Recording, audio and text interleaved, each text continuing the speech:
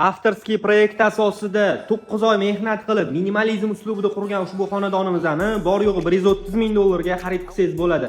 Avtomatik darvoza, kalitki eshik, bu yoqda letniy kuxnya, gostiyoy sanuzel va zeleniy zonalarimiz ham qoldirilgan.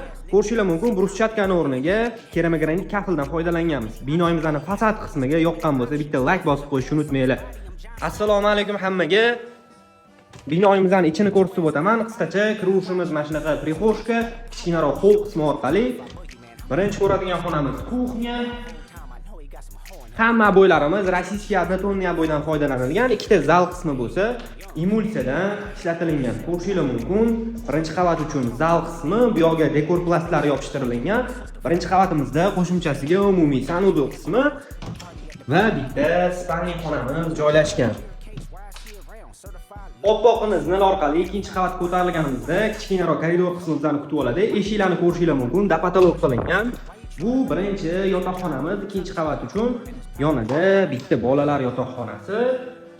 Koridor oxirida ikkinchi qavat uchun mo'ljallangan zal qismi, xuddi birinchi qavatdagi razmerda umumiy sanuzel qismi va yana bitta spalni xonamiz joylashtirilgan.